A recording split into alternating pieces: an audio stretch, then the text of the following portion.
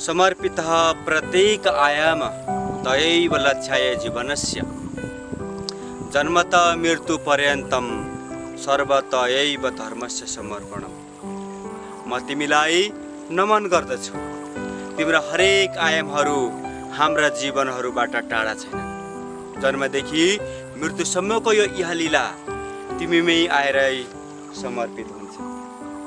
हो साथीहरू, म तपाईहरुकै साथी लोकेन्द्र प्रथुकी फेरि एउटा विषय लिएर यही कोशीमा बहन खोज्दैछु। आउनुहोस् हामी सबै कोशी नदीमै सैर गर्दै कोशीकै एक्सप्लोर गरौँ।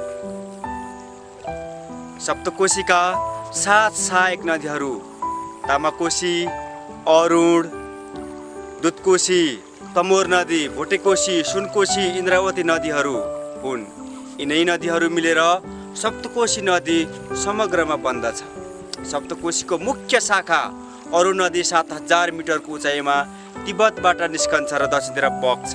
सप्तकोशीका विभिन्न शाखाहरू विभिन्न हिमालहरूबाट विभिन्न नाम लिएर उत्पत्ति भएर दक्षिण पूर्व, दक्षिण पश्चिम र सिधा दक्षिणतिर बहँदै कोशी ब्यारेजदेखि 68 किलोमिटर उत्तरमा रहेको त्रिवेणीमा आइपुगेपछि अरुण र दुधकोशी र पछि तमोर एक आपसमा मिलेर सप्तकोशी नामले दक्षिणतिर बग्दछ। पश्चिममा मध्य नेपालको गोसाकुण्ड र पूर्वमा पूर्वी नेपालको कञ्चनजङ्घाबाट पानी यस नदीमा जम्मा भएर उच्च पहाड र पहाडको ठुलो क्षेत्र ओगटेको छ। यसको मुख्य 7 शाखाहरू मध्ये अरुण र भोटेकोशी तिब्बतमा उत्पत्ति हुन्छन्। तसर्थ अरुण नदी किमाथाङका सिमानाबाट नेपाल प्रवेश गर्छ र भोटेकोशी तातोपानी पासबाट नेपाल प्रवेश गर्दछ। कोशी नदी 3 देशमा जम्मा 60,420 वर्ग किलोमिटरमा फैलिएको छ, जसमध्ये नेपालको 27,883 वर्ग किलोमिटर क्षेत्रफलमा फैलिएको छ। त्यसैले यो एक अन्तर्राष्ट्रिय नदी हो। कोशी नदी 3 देशमा 60,420 वर्ग किलोमिटरमा फैलिएको छ, जसमध्ये नेपालको 27,883 वर्ग किलोमिटर, भारतको 11,410 र तिब्बतमा 21,127 वर्ग किलोमिटर क्षेत्रफलमा फैलिएको छ। त्यसैले यो एक अन्तर्राष्ट्रिय नदी हो। गङ्गा नदीमा मिसेपछि यो बङ्गलादेश हुँदै हिन्द महासागरमा झर्दछ।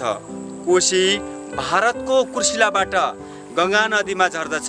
तिब्बतदेखि भारतको बिहारसम्मको यो नदीको लम्बाइ 729 किलोमिटर छ।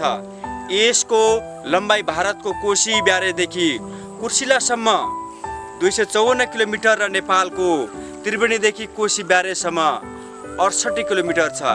यसका विभिन्न शाखाहरूको लम्बाइ नेपालभित्र फरक हुन्छ। यस नदीको जलविद्युत उत्पादन क्षमता 22,500 मेगावाट छ। बराक क्षेत्र, चतरा, मैनामैनी, विष्णुपादुका, रामधुनी र पिण्डेश्वर यस कोशीकी क्षेत्रका प्रसिद्ध धार्मिक केन्द्रहरू हुन्। यस्तै भारतको बिहारमा पनि कोशीकी नदीको किनारमा केही महत्त्वपूर्ण धार्मिक स्थलहरू छन्, जस्तै गयाको विष्णुपद मन्दिर, चाँदुवाको कात्यायनी स्थान र देवको सूर्य मन्दिर। अब कोशी नदीको नाममाथि विचार गरौँ। धार्मिक दृष्टिकोणले नेपालका सबै नदीहरूलाई देवी देवताको प्रतिनिधि मानिन्छ। त्यसैले सप्तकोशीलाई कौशिक ऋषिकी छोरी भनेर चिनिन्छ। त्यसैले कतिपय पुस्तकमा कौशिकी नदी समेत भनेर सम्बोधन गरिएको पाइन्छ। तिब्बती भाषामा नदीको पानी वा नामलाई कु अक्षरले उच्चारण गरिन्छ। त्यसैले तिब्बतबाट निस्कने यो नदीलाई कोशी भनिन्छ। पूर्वी नेपालका किराँती जनताले यस नदीको एउटै नाम स्वीकार गरे, त्यो हो कोशी। तिब्बतीमा नदीहरूको नामका लागि चु अक्षर पनि उच्चारण गरिन्छ। त्यसैले अरुणलाई तिब्बतीमा फुङचु भनिन्छ। कोशी नदीमा मिसिने अन्य तिब्बती नदीहरूको नाम मेलम्ची, काङचु र पोचु हो। नेपालमा नदीहरूलाई देवी देवता मानिन्छ। त्यसैले सप्तकोशीलाई कौशिकी माता पनि भनिन्छ। यी मध्ये अधिकांश नदीहरू उच्च पहाड, हिमनदी र तालहरूबाट उत्पन्न हुन्छन्। नेपालको नदीको पानीको मुख्य स्रोत अग्ला हिउँले ढाकिएका हिमाल, हिमनदी, ताल, पोखरी र पहाडी भेगहरू हुन्। हिउँ परेको पहाडबाट निस्कने नदीहरूले वर्षभरि निरन्तर पानीको बहाव दिन्छन्। तर पहाडको भिरालोबाट निस्कने अन्य प्रकारका नदीहरूमा अरू जतिकै पानी हुँदैन। सुक्खा मौसममा यस्ता नदीमा पानीको बहाव कम हुन्छ। त्यसैले कोशी नदीका अधिकांश शाखाहरू हिउँले भरिएका पहाडहरूबाट निस्कने र वर्षभरि नै प्रशस्त पानी पाइन्छ। तीमध्ये तमोर नदी, दुधकोशी, लिखु र इन्द्रावती नदीहरू जनक, सगरमाथा, महालङ्गुर र लान्टाङ हिमालबाट निस्किन्छन्। अरुण कोशी नदीको प्रमुख शाखा हो। यसको उत्पत्ति तिब्बतबाट भएको हो। यो नदी हिमालयको उत्पत्ति हुनु अघि नै भएको मानिन्छ। तमोर सप्तकोशी नदीको पूर्वी शाखा हो भने इन्द्रावती पश्चिमबाट बग्छ। तमोरलाई संस्कृत साहित्यमा दुखाग्नि बाराही भनिन्छ। अरुण खातबारीको उत्तरमा वरुण नामक हिम नदीसँग मिल्ने र दक्षिणतर्फ बग्ने सप्तकोशी नदीको सबैभन्दा ठुलो शाखा हो।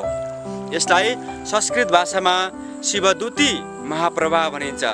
त्यस्तै दुधकोशीलाई सगरमाथाको नदी भनेर पनि चिनिन्छ।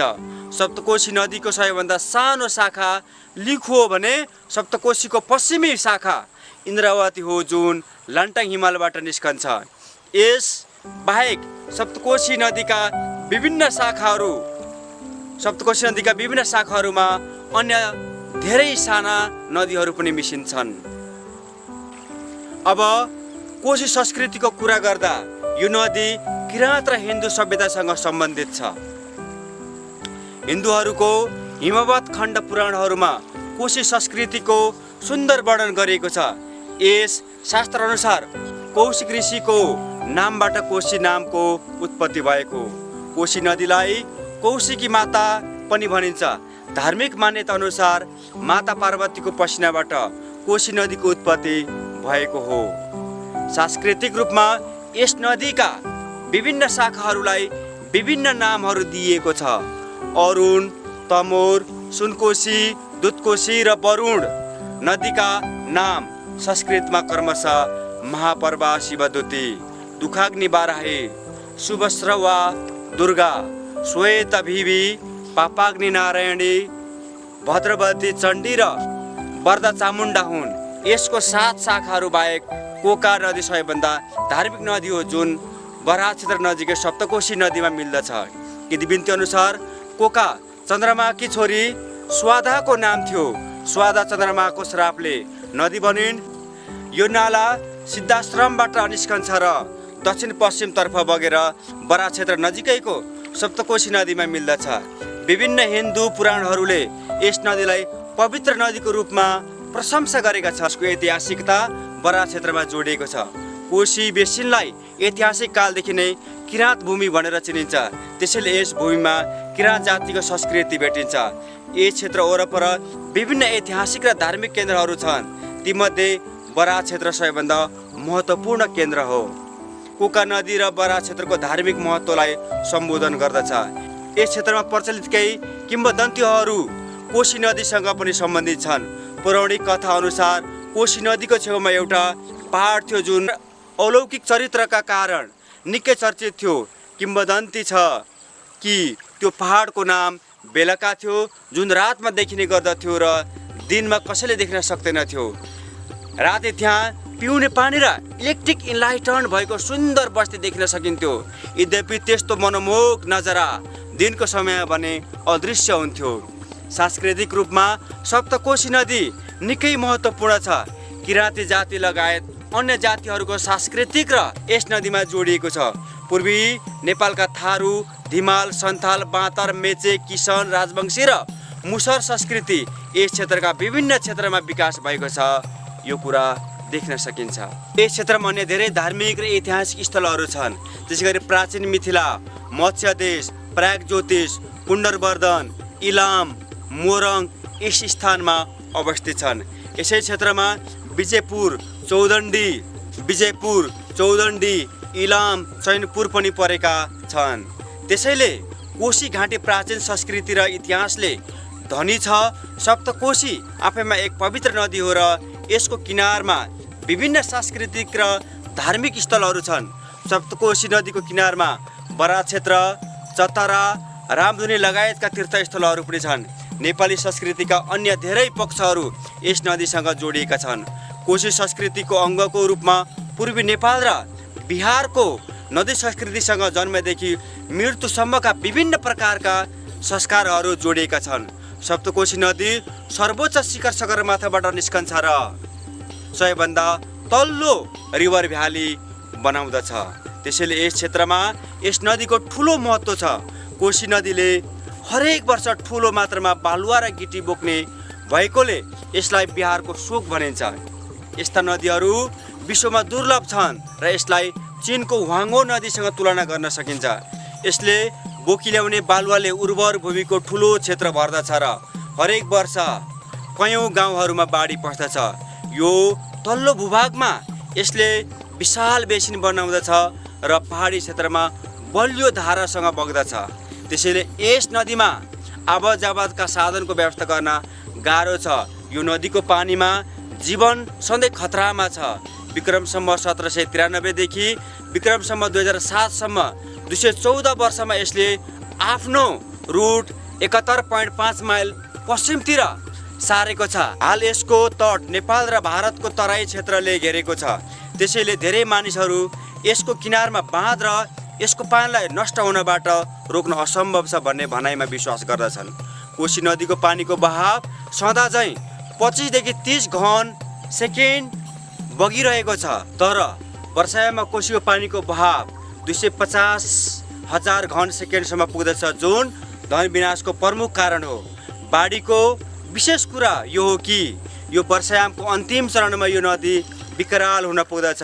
रेकर्ड गरे अनुसार विक्रम सम्वत 2020, 2025, 2028, 2031, 2035, 2037, 2041, 2044, 2048, 2055, 2059 र 2061 मा ठुला बाढीहरू रेकर्ड भएका छन्। अन्ततः विक्रम सम्वत 2066 सालमा कोशी नदीको कुसा बाँध फुट्यो र नेपालको केही गाउँहरू बाढीले बगायो।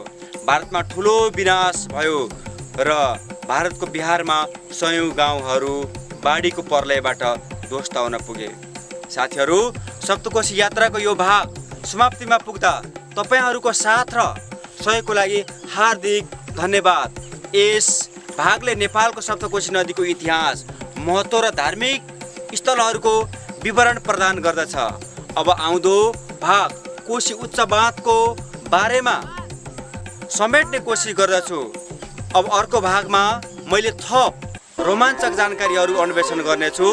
तपाईहरुको जिज्ञासा र प्रतिक्रियाले यो यात्रालाई अर्थपूर्ण बनाउँदछ। कृपया यदि तपाईलाई यो सामग्री मन पर्यो भने लाइक, शेयर र सब्स्क्राइब गर्न नभुल्नुहोला। तपाईहरुको साथ र समर्थनले अझ समृद्ध बनाउँदै जान्छ। धेरै धेरै धन्यवाद। नमस्कार। जय नेपाल, जय जननी।